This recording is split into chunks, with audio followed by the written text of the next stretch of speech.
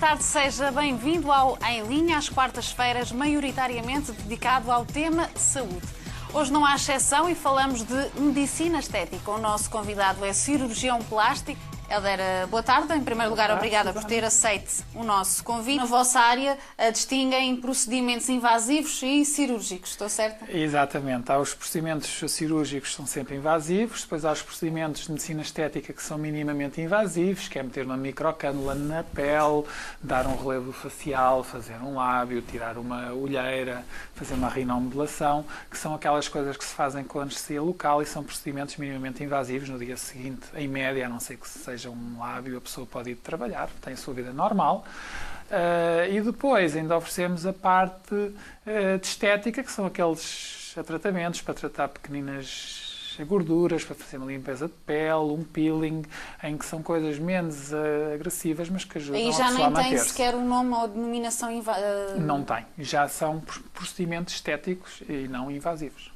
Muito bem. Dentro destes que nós distinguimos entre invasivos e cirurgias, qual o que tem mais procura? Certamente aqui o invasivo, portanto, acarreta também menos riscos, talvez por isso existe aqui uma preferência ou não se consegue estabelecer este parâmetro ainda? Consegue-se. Uma pessoa que nos procure, quando se faz a consulta, quando faço uma consulta, é feito um diagnóstico, é feita uma análise, é feito um diagnóstico e depois é feito um plano terapêutico. E em função do problema, nós podemos resolvê-lo de uma forma mais agressiva e, quiçá, melhor, em que conseguimos um resultado bastante mais interessante, ou podemos usar técnicas menos invasivas, em que a pessoa mantém a face ou o corpo, com pequenos truques para nos irmos mantendo e passando pela idade, e com procedimentos minimamente invasivos. O que é mais procurado, em geral? Ou seja, quem procura uma consulta destas, normalmente qual é a principal, o que é que querem mais transformar em si? Na face, indiscutivelmente, procuram-nos imenso para manter a face. Hoje em dia, o conceito anti-envelhecimento, ou medicina anti-envelhecimento, procura manter-nos, procura que nós vamos andando pela idade, mas não caindo a pico. Isso é muito importante e por isso aqueles pequenos preenchimentos, os botox, para nos irmos mantendo, para uma sobrancelha não cair, uma boca não ficar desidratada, não ficarmos com aquela cara típica a Mário Soares toda caída. Portanto, hoje em dia é essa a filosofia. As mulheres começam nos 30, nos primeiros 30, 28, 30, para manterem a face até aos 45, 50, sem necessidade de coisas mais invasivas. No corpo, indiscutivelmente as maminhas, que é uma área nobre no corpo e na sensualidade feminina e, portanto, hoje em dia, em todo o mundo, vou dar um número interessante, mais de 50 milhões de mulheres têm implantes mamários, que é um número brutal, 50 milhões de pessoas. Porquê? Porque, de facto, é uma cirurgia que se consegue hoje em dia, com as novas técnicas, as novas próteses, um procedimento perfeitamente seguro, com uma recuperação muito rápida e uma mama muito anatómica, muito bonita, muito normal. A par disso, a lipoescultura. A lipoescultura, tira-se uma gordurinha de um lado, põe-se no outro, para moldar um corpo e mantê-lo jovem e bonito, que é o que as pessoas querem. No caso do rosto, dizia, portanto, a partir dos 40 ou 30. Neste caso em que a mudança tem mais a ver com o corpo, existe também uma idade em que possamos estabelecer uma maior procura? Uma faixa etária que no corpo é muito variável. Há as senhoras e os homens, que hoje em dia os homens recorrem-nos muito. O homem na face, tipicamente, recorre-nos pelas pálpebras para tratar os famosos papos e na cirurgia ao nariz. É uma cirurgia muito típica de homem. No corpo, eu diria que há duas faixas etárias que nos procuram sempre. A mulher após ser mãe É muito típica, aquelas pequenas lipodistrofias, lipodiposidades que ficam e que não saem, faz desporto, faz mais desporto e dieta, e aquilo está sempre ali, porque há uma carga genética que ficou ali e, portanto, só indo lá buscar essa gordurinha é que se trata. Muitas vezes a barriga ficou flácida e, portanto, é preciso tratar e restaurar a beleza e a forma da mama. Antes de serem mães, é típico nas jovens entre os 18 e os 21, 22, quando não têm qualquer maminha e, portanto, não se sentem bem, não se sentem confortáveis, e hoje em dia sabem que podem perfeitamente ultrapassar esse desconforto e recorrem à mamoplastia de aumento, ou apesar de fazerem desporto, se o corpo não corresponde ao seu ideal de beleza, e hoje somos inundados com ideais de beleza, e recorrem à lipoescultura para melhorar a sua estética corporal. Falou aí portanto, de uma idade mais nova, falou aqui de 18, portanto é essa a idade a partir do qual uma pessoa se pode submeter a uma cirurgia? Por exemplo... Ou caso, portanto, tenha sido talvez aconselhada por um médico, aí existam outras facilidades? Por exemplo, pessoas que fazem mais cedo. Um miúdo que tem aquilo que se chama umas orelhas muito grandes, muito descoladas, não é? Uma abdução muito grande dos pavilhões auriculares. Devemos operar antes de entrar na escola primária, aos 5 anos, 6. Porquê? Para não vir a ter os traumas, ser chamado, orelhudo, dumbo, etc. Se nós temos aquele jovem com 14 anos, que a maminha cresceu, é um rapaz que não faz desporto por causa disso, porque tem vergonha, não vai à praia, não tem a vida social própria daquelas idades. Portanto, nós devemos intervir, podemos e é obrigatório, e para o crescimento daquele jovem poder ser normal. Vamos supor, e já me aconteceu várias vezes, raparigas com 14 anos têm gigantomastia, que têm maminhas que vêm até ao umbigo. Portanto, há uma vergonha, há um tentar ocultar, há um problema psicológico e nós devemos intervir. Portanto, eu não gosto de falar em idades, é mais em função da patologia, nós intervimos quando é necessário. Quanto aos preços, certamente muito variados, isto também tendo em conta, portanto, que existe a tal diferenciação entre os menos agressivos e os mais agressivos. Na sua clínica, digamos assim, do mais barato ao mais caro, acerca de que valores é que estamos a falar? Os procedimentos menos caros serão os estéticos, que são feitos pelas nossas esteticistas, sob controle médico e sob orientação, mas que são feitos pela medicina estética, são feitas pelas esteticistas, por exemplo, um peeling suave à face, microdermoabrasão para a pele ficar sempre bonita, exilixa corporal, que são umas máquinas para modelar um pouquinho o corpo, ou seja, para essas coisas nós temos tratamentos não agressivos, vários, disse apenas três exemplos, e que não são tão caros quanto uma cirurgia, obviamente.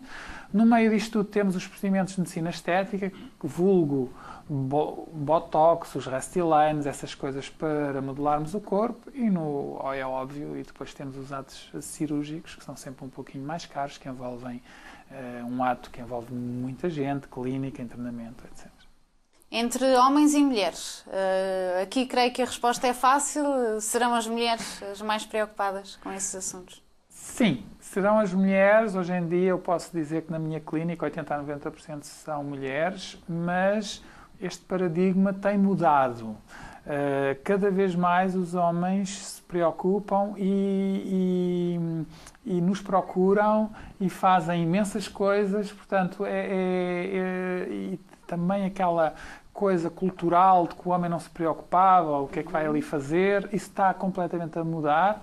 O homem tem um problema, não se sente bem com uma área do seu corpo, vem, procura respostas, normalmente procura tratamentos mais rápidos, mais agressivos e que resolvam o problema. Doutor, não, diga-me como é que eu resolvo isto, eu faço e tal, e a gente faz e fazemos. As senhoras normalmente começam com coisas menos agressivas, vão ganhando a confiança e depois passam para outras áreas. Mas eu diria 80%, 20%. Uhum. Neste caso, podemos falar também de popularização da cirurgia plástica hoje em dia, tendo em conta também que não só as mulheres, mas também já os homens vão procurando, neste caso, mais simples, tratamentos mais simples, como dizia, mas ainda assim é algo a que se recorre cada vez mais? Completamente. Eu diria que a cirurgia plástica e a medicina estética estão completamente democratizados. Ou seja, nós temos procura desde pessoas do Algarve até Trás-os-Montes, pessoas de todas as origens sociais, todas as profissões, e, portanto, aquela ideia de que havia há 20 ou 30 anos, que eram as pessoas de condição social especial, ou aquelas mulheres que não trabalham e que não faziam nada e, portanto, podiam fazer este tipo de coisas, digamos que hoje em dia isso é um nicho de mercado, porque toda a gente procura, as pessoas hoje em dia sabem se têm um problema com o qual há anos que não conseguem, que estão mal, que não se sentem bem, sabem que existem respostas e, portanto, procuram-nos. Muito bem. Está democratizado o acesso.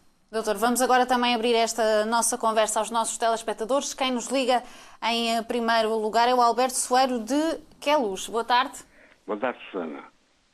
Como está? Queria cumprimentar o Sr. que não sei o nome. Helder. Sr. Helder. Boa tarde. Ó, Sr. Helder. Eu só estou a telefonar por uma questão de curiosidade. Portanto, é assim. O senhor já disse que 80% das pessoas que vão à sua clínica são mulheres e 20% homens. O que quer dizer que já há uma percentagem significativa de homens a fazer tratamentos à sua clínica. A minha questão é assim, toda a gente pode fazer os tratamentos que dizem o botox, o silicone, aumentar de maminhas, o tratado de nariz, várias coisas que o Sr. já disse aí e que normalmente aparecem artistas, aparecem locutoras, não digas da Benfica TV que essas não precisam. Então, têm tudo no sítio. Mas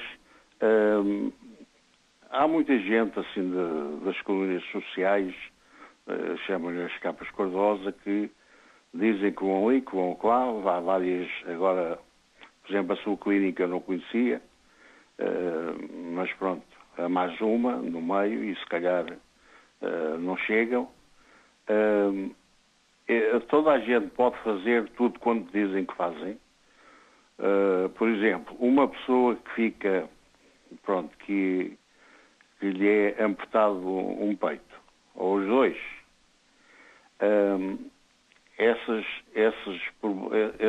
esse problema é tratado por uma clínica igual à do doutor, ou tem outro aspecto clínico que não pode ser tratado nessas clínicas assim como a do doutor.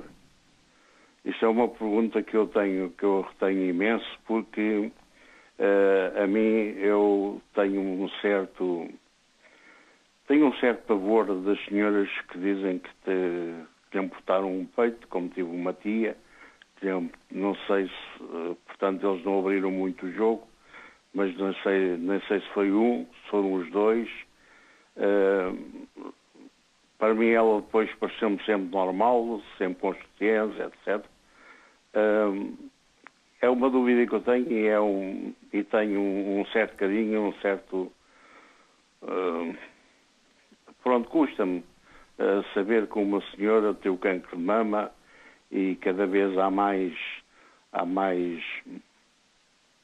casos desses? A tratar para não haver tanto risco para não é previsão, é para o que estão rastreios de cancro de mama para evitar que haja tantos.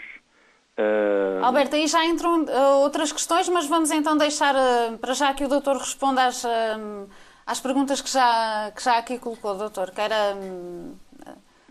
Obrigado, Alberto, pelas suas questões. Obviamente que uma clínica que tenha cirurgia plástica reconstrutiva e estética, como o nome diz, é um nome comprido, mas que diz tudo, obviamente que faça reconstrução mamária, que é uma área nobre dentro da cirurgia plástica. Infelizmente, Muitas mulheres padecem de tumores mamários, portanto, depois é preciso fazer essa ressecção desse tumor, que pode ser só do tumor, pode ser parcialmente da maminha, pode ser de toda a maminha, e depois isso é feito por um cirurgião oncológico, e depois vem a cirurgia plástica. O cirurgião plástico faz a reconstrução mamária, e é óbvio que também temos muita procura por mulheres que querem melhorar a sua estética mamária porque foram total ou parcialmente amputadas. Quanto à pergunta de quem quiser pode fazer, isto depende, claro está, creio que de uma primeira consulta, uma avaliação. Com certeza. Hoje em dia as pessoas vêm à consulta. A minha primeira questão é sempre o que traz cá. Porque quem nos procura traz sempre uma expectativa ou um problema. E, portanto, nós temos que olhar para a pessoa e ela nos transmitir, de facto, aquilo que mais a incomoda. A partir daí há uma conversa em que se passa para o paciente aquilo que se pode fazer, aquilo que se lhe pode dar, e, portanto, eu costumo dizer que a primeira consulta é de longe a mais importante em todo o processo e o relacionamento médico-doente. Muito bem. Alberto? Susana, só uma última pergunta, eu desligo já e depois o doutor responde, para não estar aqui pendurado e para não atrasar tanta chamada. Nos 20% de homens que o doutor diz que já procuram a sua clínica, procuram-me para quê? Para fazer o quê? O que é que os homens procuram fazer, portanto, neste momento, não é? Porquê é que procuram uma clínica como o doutor? Alberto, muito obrigada então pela sua participação. Isto para não ficar, como dizia, portanto, à espera, despeço-me já de si, mas, doutor, portanto, esta última questão do Alberto. Um beijinho para si, um abraço ao doutor. Boa tarde, Alberto. Obrigada. Obrigado, igualmente. Desde a parte da estética pura, os homens recorrem à minha clínica mais para fazerem a famosa depilação a laser, que também se preocupam muito e bem, e portanto, digamos que essa é a área mais procurada na parte da estética não médica. Na parte da medicina estética, aquilo que me procuram mais os homens é para as ruguinhas da testa, dos cantos dos olhos, digamos, e dos sulcos, esta zona aqui, dos sulcos nasogenianos. Na cirurgia, indiscutivelmente, são os papos dos olhos e o nariz, indiscutivelmente. Muito bem. E já agora vamos ouvir uma senhora, Helena Reis, de Vila Nova de Gaia. Boa tarde. Olá, boa tarde, Susana. Um grande beijinho para si. Uma boa tarde para o Dr. Hélder. Eu começo por dizer que eu não sou uma grande fã, de cirurgias estéticas. Embora também, mas compreenda porque repare, a imortalidade, o elixir da juventude e a imortalidade, isso é dos primórdios que nós tentamos alcançar. Agora, eu sou contra a futilidade, muitas vezes, da estética, da cirurgia estética, porque submetemos, eu pergunto, até que ponto, não falo só das mulheres, porque é evidente que os homens hoje também a utilizam, eu pergunto até que ponto nós estamos dispostos a pagar e a sofrer em nome da dita perfeição. A perfeição é um assunto, portanto, é um tema também muito vago, porque a perfeição de uma pessoa poderá não ser para a outra, portanto, essa perfeição. Isto, portanto, aplicando é que países emergentes, como por exemplo o Brasil, que já tem realmente um grande historial de cirurgias estéticas, começando com o Dr. Pitangui, e vê-se que hoje em dia as pessoas estão viciadas.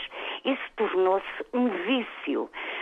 Ou é porque é o lábio, ou é porque é a maçã do rosto, depois tem que retocar, e chega-se ao cúmulo de tirar costelas para adelgaçar a cinta, Portanto, eu concordo com a cirurgia em casos pontuais e, por exemplo, em casos como, por exemplo, de reconstruções. O doutor falou muito bem, mamários, desastres, tudo isso. Em certos casos de pessoas que o peito lhe pode pesar muito e lhe traz complicações a nível de coluna e etc. Tudo muito bem, doutor.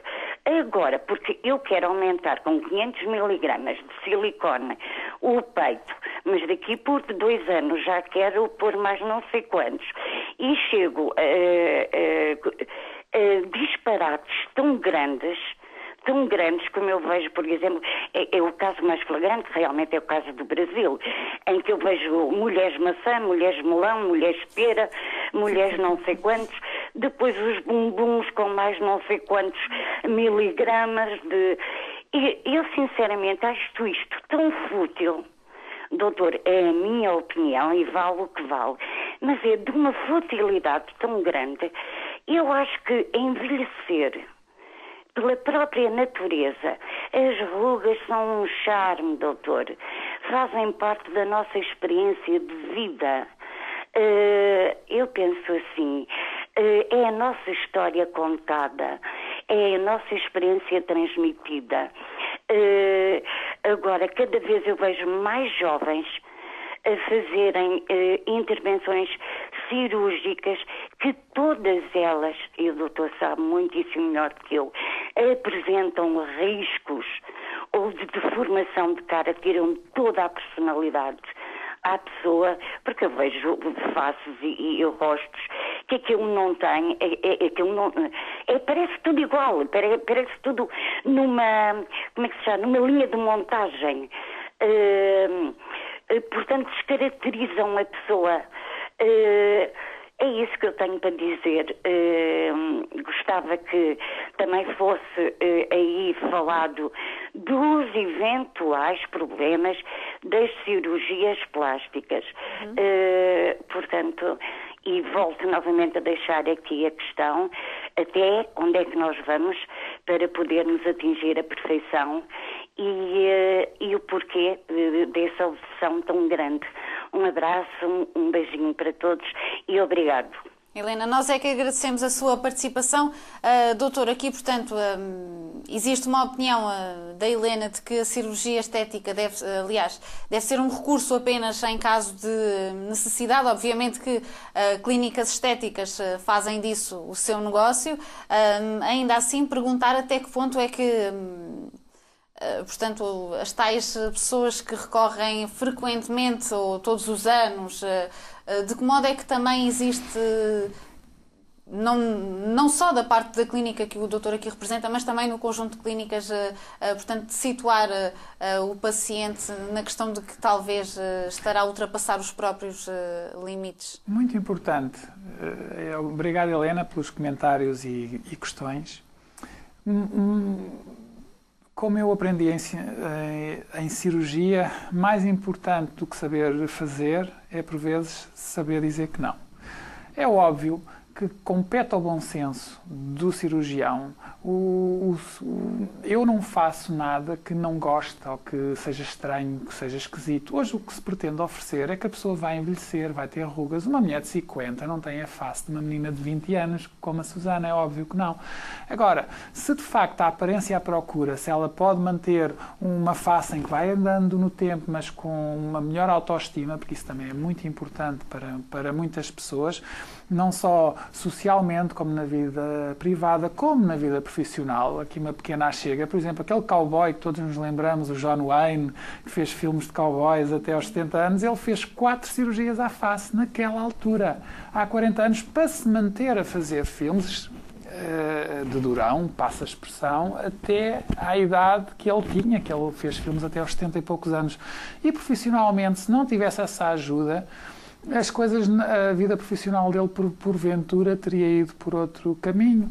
Outra coisa, há 50 anos atrás, nos filmes em Hollywood, as mulheres a partir dos 30 anos eram mães, faziam papéis mais de mães do que propriamente de mulheres. Hoje nós, em dia, vemos mulheres com 50 anos lindíssimas a fazerem filmes. Claro que são mulheres mais maduras, não têm 20 anos, Mas é esse o conceito. O conceito é que a pessoa vai andando na sua idade, mas vai tendo um rejuvenescimento natural. Ou seja, uma mulher com 40 parece, claro, uma mulher mais madura, mas não tem é que ter caído se isso for importante para ela.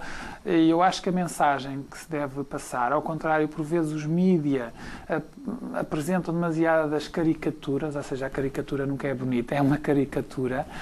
Um rejuvenescimento bonito é aquele que não se dá por isso. Que bom aspecto, estás com bom aspecto, não estás mais velha, estás tão bem, o que é que se passa, a tua vida vai bem.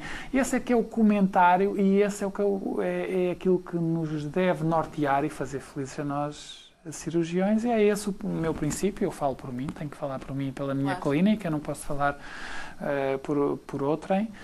E, portanto, mas para mim isso é muito importante. Neste caso nem dependerá tanto da clínica, depende de quem procura, não é? Porque se alguém decide fazer inúmeras cirurgias em si próprio, portanto, por é uma exemplo, decisão pessoal. Se me pedissem alguém umas maminhas que chegassem aqui, uns balões, já sabem que não vão ali, que não vale a pena irem ter comigo, porque eu não farei. Se me pedirem umas nádegas enormes, também já sabem que não vale a pena ir ali, porque eu não farei. Eu procurarei ser pedagógico numa boa conversa, numa boa consulta, mas se de facto a pessoa quiser coisas estranhas e eu gosto de uma beleza natural, não gosto de uma beleza estranha, com certeza que terá que procurar outra clínica e outro cirurgião, porque atenção, nós não somos obrigados, apesar de termos uma porta aberta, mas nós não somos obrigados a fazer coisas estranhas só por o sabermos fazer. Este tipo de excentricidades, digamos assim, em Portugal são frequentes ou existem outros melhores exemplos destes? Não são comuns. O meu doente tipo, há pouco eu disse que o meu doente tipo é o português tipo, ou seja, é a pessoa comum, é a pessoa normal, é a mãe, é o pai, é a namorada, são pessoas estranhas, nem são pessoas diferentes dos outros. Isso é importante que se diga. E depois são pessoas que querem coisas normais. São as pessoas que, de facto, algo se passou com o seu corpo que não gostam, que andam em luta permanente com isso, sabem que podem melhorar e pedem ajuda nesse sentido. Portanto, são pessoas, o paciente tipo é uma pessoa normal, com pedidos normais.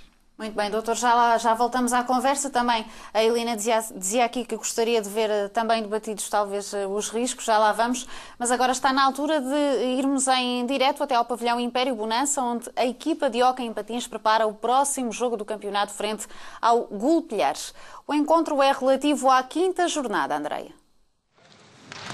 Boa tarde, Susana. Precisamente, 5ª jornada da equipa de hóquei patins do Benfica, que se disputa este sábado pelas 18 horas no terreno do Gulpilhares. Para nos falar um pouco então desse encontro, tenho junto a mim o guarda-redes da equipa, Ricardo Silva. Muito boa tarde, Ricardo. Perspectivas então para esta visita ao terreno do Gulpilhares? As perspectivas são as normais, é entrar dentro da pista para conquistar os 3 pontos e conseguir mais uma vitória rumo ao objetivo final, que é o título de campeão nacional. Vem de uma goleada por 6-0. A equipa está mais motivada também pelo resultado da última jornada? Sim, é sempre motivador ganhar se não sofrendo golos. Acho que fizemos um excelente jogo. Agora é continuar na mesma senda e fazer um grande jogo também no próximo jogo em Gulpilhares. Sendo a equipa do Gulpilhares, que jogo é que podemos esperar então no sábado? Vai ser uma equipa que vai defender a maior parte do tempo, vai aproveitar muito o contra-ataque, tendo uma pista com o tamanho máximo. Vamos ter que correr muito e vamos ter que lutar muito e também vamos ter o apoio dos nossos adeptos que nos vai ajudar. Ainda assim, a equipa de Gulpilhares é uma equipa que até ao momento já sofreu 20 golos, o Benfica também sendo uma equipa muito concretizadora, esperam poder marcar muito nesta deslocação ao terreno do Gulpilhares? Sim, por norma também marcamos muitos golos. Se pudermos juntar aos 3 pontos o facto de golearmos também é importante, porque a equipa ganha confiança, mas acho que também é importante não sofrer golos. Muito obrigada, Ricardo. Ficam então as perspectivas do guarda-redes da equipa de hóquei e patins. Relembro então que o Benfica disputa a 5ª jornada do Campeonato Nacional no terreno do Gulpilhares, dia 3 de novembro, este sábado, pelas 18 horas. Um encontro onde já sabe, tal como dizia o guarda-redes da equipa de hóquei em patins Ricardo Silva, onde contam, já sabe então, com o seu apoio, um jogo frente ao Golpilhares a contar para a 5ª jornada. Mas aqui, doutor, e hoje falamos de medicina estética. Isto não quer dizer que não seja, claro, está aplicada aqui ao desporto. Há pouco ouvíamos a Helena Reis, que tem uma opinião mais cética relativamente a cirurgias estéticas. Quais são os mitos mais frequentes, se é que existem? Em primeiro lugar, a segurança. Que a Helena falou em algo que para qualquer médico e para qualquer cirurgião deve ser fundamental. Uma cirurgia deve ser feita numa clínica com um bloco operatório próprio, com condições de esterilização, com um suporte de vida. Portanto, isto deve ser como um cockpit de um avião, com procedimentos perfeitamente standardizados, em que a pessoa, todos nós, eu posso tomar um medicamento, ter uma reação alérgica e correr risco. Não há nada que seja isento de risco, mas se me perguntar, eu já operei milhares de doentes e nunca tive um problema. Portanto, porquê? Porque nós procuramos que as coisas sejam standardizadas, e se nós fizermos tudo by the book, passa a expressão, reduzimos o risco a um risco anedótico. Isto é muito importante, porque é uma mensagem que tem que ser passada. Os atos mais agressivos têm que ser feitos em clínicas com todas as condições, com anestesista à cabeceira, com suporte imediato de vida, com tudo. E assim, se todos nós procedemos desta maneira, os pacientes, se procurarem de facto clínicas que têm essas condições. E os cirurgiões, se fizerem sempre as coisas nestas condições, eu creio que temos a fórmula para tudo correr bem e com o menor risco possível. Aqui há pouco tempo teve também grande mediatização aqueles casos dos implantes mamários. PIP. Exatamente. De certa maneira, terá também contribuído para tornar a imagem, uma imagem negativa associada, neste caso, a essa cirurgia em si? O primeiro implante mamário foi feito há 50 anos. Ninguém tem ideia. As pessoas pensam que foi há 10 ou há 20, foi há 50 anos. As próteses mamárias PIP eram próteses mamárias francesas, de uma fábrica relativamente jovem, de 2001, salvo erro, homologadas pela Comunidade Económica Europeia, homologadas pelo nosso Infarmed. É óbvio que para um cirurgião isso não basta, e portanto eu nunca usei PIP, porque de facto as próteses PIP, além de serem mais baratas, tudo o resto não ofereciam aquilo que eu acho que uma boa prótese mamária tem que ter, quer para reconstrução mamária pós excisão atumoral, quer por motivos estéticos. E portanto a falha é do regulador. Sabe que qualquer dispositivo médico, sejam próteses mamárias, sejam próteses para pôr no coração, sejam próteses para pôr na aorta, sejam próteses para pôr na anca ou no joelho e por aí afora, tem uma regulação bastante severa. E houve indiscutivelmente em França uma falha, a meu ver, estranha e inadmissível nessa regulação.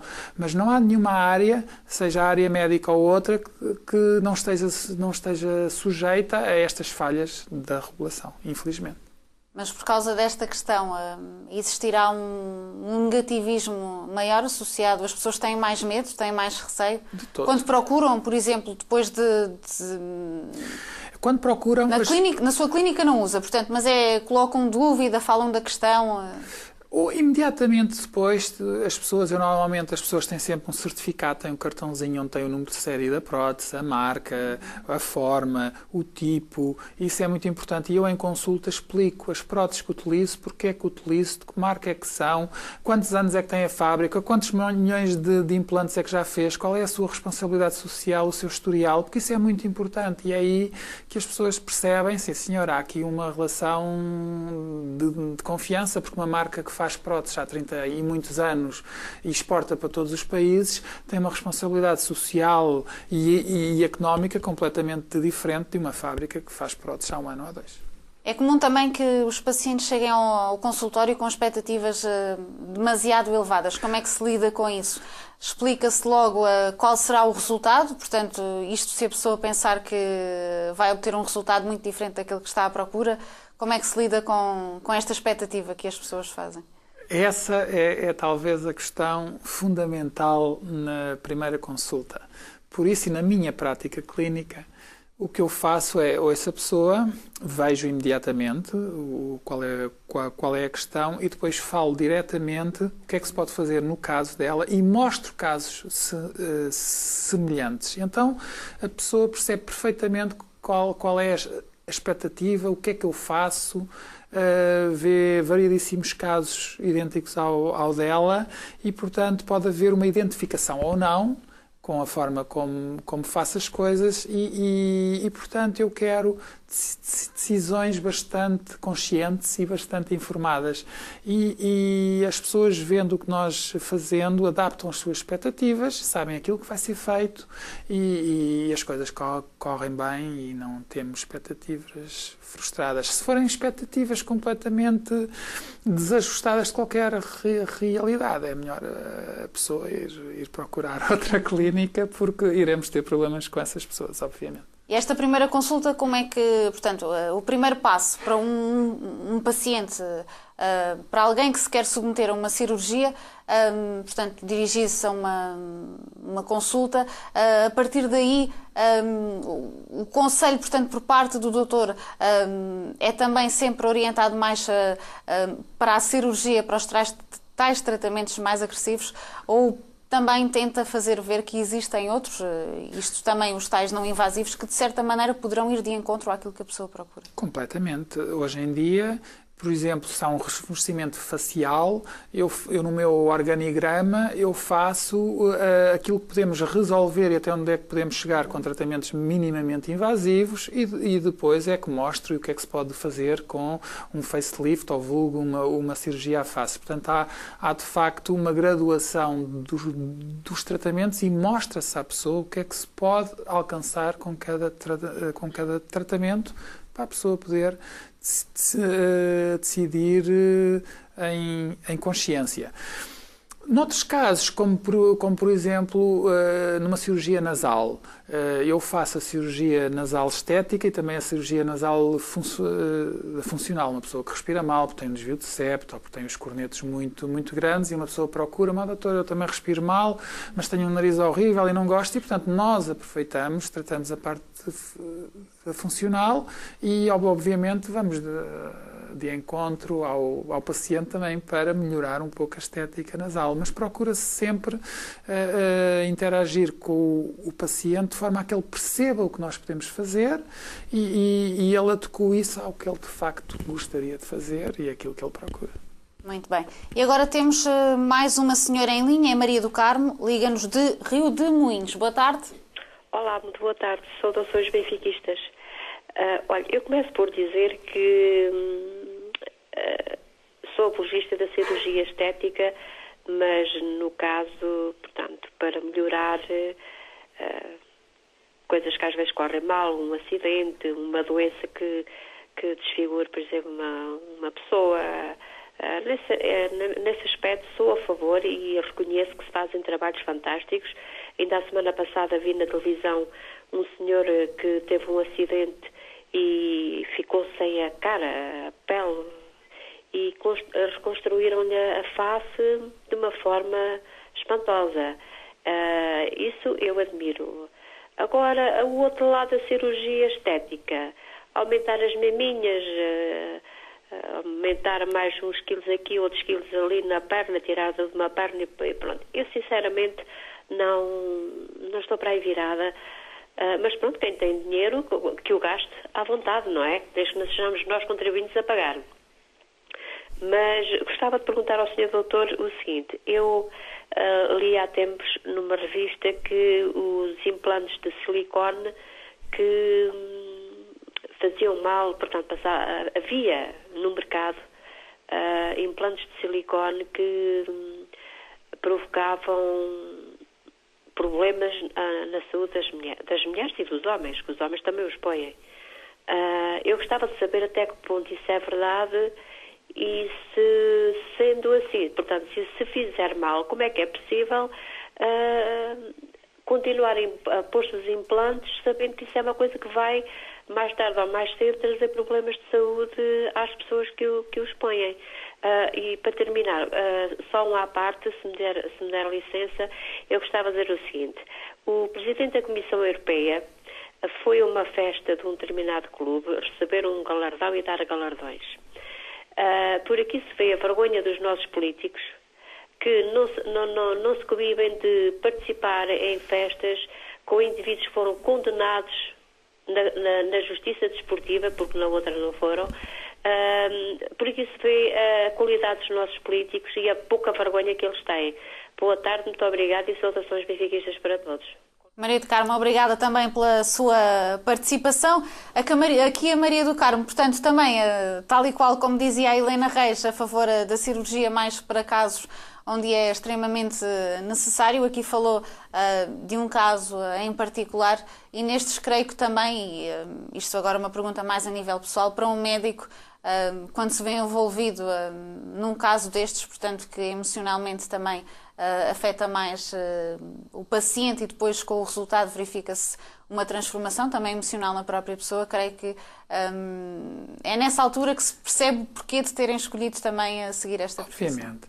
A cirurgia plástica reconstrutiva e estética, as pessoas falam só na parte estética, mas a cirurgia plástica reconstrutiva e estética tem este nome, plástica é forma, é moldar, é a reconstrução, porque normalmente há um efeito reconstrutivo, temos que utilizar plastias, temos que usar zonas do corpo para reconstruir outras, e a estética está lá, e muito bem, porque nós temos que ter sempre esse ideal. Nós não nos interessa pôr alguma coisa que simule uma mama e que seja um trombolho, passa a expressão. Nós queremos que a mama que vamos reconstruir se assemelhe o melhor possível à outra mama. Daí esta preocupação estética, e foi isto que permitiu avanços fantásticos em todo o tipo de reconstrução. A cirurgia plástica estética teve um grande avanço após a Primeira Grande Guerra Mundial, durante a Primeira Grande Guerra Mundial, que foi uma guerra terrível, com defeitos faciais e corporais terríveis, e tivemos aí um grande avanço tecnológico, um grande avanço de técnicas que permitiu alicerçar e fazer desta uma grande especialidade cirúrgica. Obviamente que aquilo que mexe mais com as pessoas é a parte estética, é o pôr uma coisinha ou tirar uma coisinha. Isto, digamos, que é óbvio que aí as pessoas, hoje em dia, têm um grande apelo mediático para estarem bem. São muito conservadores. Talvez. Mas já não tanto. Os portugueses procuram tanto a cirurgia plástica e a medicina estética quase como os espanhóis, quase como os italianos, mais do que os alemães, mais do que os franceses. Portanto, nós somos um país de sol, as pessoas temos alegria na nossa forma de estar e, portanto, queremos estar bem, queremos estar o melhor possível e é natural que procuremos, se algo nos incomoda e se isso é importante para a nossa vida, podemos e devemos melhorar. Quanto à segunda questão dos implantes de silicone, os implantes de silicone, como eu disse há pouco, têm 50 anos de história e foram inventados precisamente para a reconstrução mamária. Portanto, não se pretende, como qualquer material halogéneo pode migrar, pode ter algum problema, mas é um material inerte e é um material fantástico, foi feito para dar respostas inicialmente de reconstrução das mulheres amputadas das maminhas e depois passámos isto para a cirurgia plástica estética. Esses implantes, temos uma história e um follow-up de 50 anos de doentes, portanto não provocam cancro, não provocam qualquer doença terrível ou qualquer coisa deste género, por isso são utilizados. Porque se provocassem alguma dessas maleitas terríveis, há muito tempo que deveriam ter deixado de ser utilizados, como é óbvio. Existe aqui, creio que em qualquer cirurgia, um pós-operatório, está claro, existem pré também, antes da cirurgia, o que é que... Com certeza. Que procedimentos é que são adotados? Depende de cirurgia para cirurgia, mas de um modo geral... Antes de qualquer cirurgia, 10 dias antes, não devemos tomar aspirinas, anti-inflamatórios não esteroides, para o sangue não ficar mais fluido. Não devemos viajar uma viagem longuíssima de 10 horas ou 12 horas e ser operado 12 horas depois, porque vamos aumentar a probabilidade de haver alguma doença tromboemolítica. Não devemos devemos, por exemplo, se vamos fazer uma cirurgia à face, uma semana antes, fazer um peelingzinho que vai promover a cicatrização, que a cicatrização ande mais depressa, que a pele fique melhor. Em cada caso, nós temos, por exemplo, se vamos fazer uma cirurgia nasal, se fizermos uma drenagem linfática antes, o edema é muito menor e a recuperação, o edema ou inchaço é muito menor e a recuperação é mais rápida. Portanto, cada cirurgia tem o seu protocolo próprio, que deve ser cumprido o melhor possível para o pós-operatório, para a recuperação desse ato traumático, que é sempre uma cirurgia, ser rápida. E tal e qual como nos restantes procedimentos médicos, isto quando são necessários, enfim, por exemplo, para prevenir doenças cardiovasculares ou problemas do género, ou seja, isto na outra medicina em geral. Aqui nesta também, e há que ser realista, também existem complicações, não é? Com certeza. Um ato cirúrgico, a medicina é só uma e a cirurgia é só uma. Depois cada um mexe nas suas áreas anatómicas e os cuidados que se tem que pôr numa cirurgia ao intestino são os cuidados que tem que se pôr numa cirurgia ao nariz, ou na cirurgia à face, ou numa cirurgia à mama, ou numa cirurgia ao abdômen, ou seja onde for. Portanto, todos os cuidados, isto não é... Às vezes as pessoas têm uma ideia que ir fazer uma cirurgia plástica quase como ir ao cabeleireiro, ou não tem nada dessa. Retiremos. Hoje em dia, claro que as coisas estão muito mais facilitadas. Por exemplo, uma pessoa faz uma cirurgia à maminha, sai do mesmo dia na clínica, só com sutiã de desporto, sem drenos, porque a tecnologia e as técnicas foram evoluindo e, portanto, as pessoas passam pelas coisas às vezes de uma forma bastante suave. Mas é um ato cirúrgico, é um ato invasivo que exige uma grande participação do paciente e que sabe que foi operado e exige dele comportamentos adequados no pós-operatório para tudo correr muito bem e rapidamente, não é um rápido restabelecimento. E isto quando chegam ao bloco operatório, já em si, qual é o maior receio do paciente? Nota também, por exemplo, que a mulher é mais receosa do que o homem?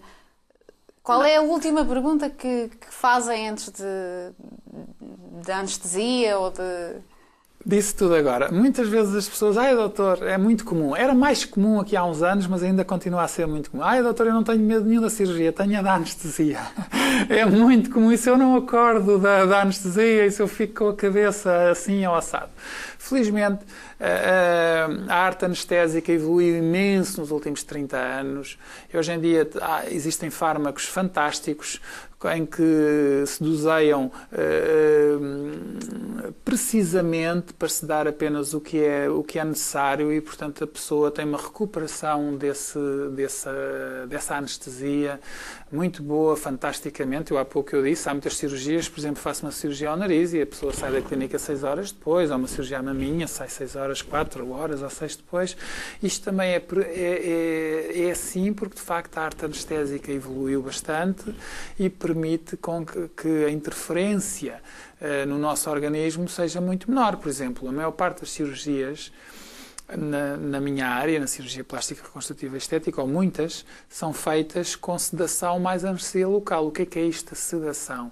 A sedação, a pessoa está a dormir, um sono leve, tem uma veia cateterizada, vão ali um soro e uns medicamentozinhos e quando acaba o ato cirúrgico, a pessoa acorda e tem um restabelecimento rápido e passado algumas horas, na maior parte dos casos, está bem, está muito bem e inclusive pode sair da clínica. Já teve alguma reação pós-cirurgia que não tenha ido de encontro àquilo que a pessoa esperava? Alguma desilusão? Também acontecem desilusões? Claro que sim. Normalmente há pessoas que, daí que eu frisei a primeira consulta, daí que eu frisei que a pessoa, eu peço a todas as pessoas que vejam casos, que se identifiquem ou não com aquilo que é feito, que é para as expectativas poderem ser realizáveis e estarem adaptáveis àquilo que se vai fazer. Eu não percebo muito bem como é que uma pessoa, por exemplo, é operada, escolheu um determinado cirurgião e nunca viu um caso, nunca viu nada feito por aquela pessoa, porque depois é óbvio que isso pode levar a essa frustração, porque vai um pouquinho ao escuro, as coisas não correm de acordo com aquilo que o paciente pensava e pode levar a desilusões, e isso é uma coisa que se pode e deve evitar. O doutor disse aqui, isto mais no início do programa, que hoje em dia já é algo que está acessível. Desde o mais rico, alguém com menos poder económico. Ainda assim, é certo, sabe-se, tem um custo, tem um valor, não é, para a maior parte das pessoas. E hoje em Portugal, em tempos de crise, acaba por ser às vezes, a pessoa pensa, é supérfluo, não vou investir este dinheiro em mim. Até que ponto é que o doutor acha que o setor irá sofrer com esta situação? Toda a área da medicina, seja da cirurgia plástica e de outras áreas, obviamente, se o país está em crise, as pessoas têm menos disponibilidade, estão mais retraídas, portanto, vão adiar, ou é uma coisa que de facto mexe muito com elas e não, eu tenho mesmo que fazer, ou então esperam um pouco, veem como é que isto vai correr, como é que o país vai evoluir e fazem aí um compasso de espera. Mas sente, por exemplo, que se o preço fosse mais acessível, muitas mais pessoas recorreriam? Com certeza que sim. Embora há algo que tem que ser dito, por exemplo, o preço na cirurgia plástica nos últimos 10 anos, apesar da inflação, manteve-se ou desceu. Eu acho de facto que a cirurgia plástica antigamente era bastante cara, atos eram extremamente caros e hoje em dia, claro que, repara, uma cirurgia implica clínica, implica imensa gente, implica uma equipe cirúrgica, implica muita coisa, implica por vezes materiais caríssimos, como próteses mamárias e outros. Tem sempre um custo inerente que não é desprezível de todo. Mas, hoje em dia, os preços, felizmente, estão muito mais adequados e tomara nós que ainda pudessem ser mais baixos. E para os benfiquistas também, por sorte, também já estamos a terminar, creio que também, além de estarem mais acessíveis, neste caso e na sua clínica, também existe uma boa notícia. Claro, nós temos um protocolo, estamos a fazer um protocolo com o Benfica, para os sócios do Benfica poderem ter pelo menos 10% de desconto em todos os tratamentos na clínica MyMoments. E isto, tratamentos, portanto, tivemos aqui algumas chamadas de pessoas que não eram totalmente a favor, convém também esclarecer, não é, portanto, um desconto apenas para a cirurgia plástica, pode ser também para a depilação. Tudo, para tratamentos estéticos, para medicina estética e para cirurgia plástica. Portanto, muito bem. Um conselho que queira deixar para que visitem a sua clínica. O que é que tem para oferecer? Qual é a mais-valia? Eu acho que a mais-valia, essas pessoas tiverem a curiosidade, vão lá. Nós temos uma consulta de sem compromisso, avaliação feita pela doutora Carla Ferreira, que é o meu braço direito, que explica às pessoas de uma forma normal, numa linguagem acessível, o que se faz, como se faz, o que é possível fazer. Eu acho que é importante uma boa informação antes das pessoas tomarem alguma decisão. Muito bem, doutor. Muito obrigada pelos seus esclarecimentos. Sucesso também no seu trabalho e também para a clínica. Ficamos por aqui no Em Linha, mas já sabe que amanhã regressa no mesmo horário pelas 16 horas. Boa tarde.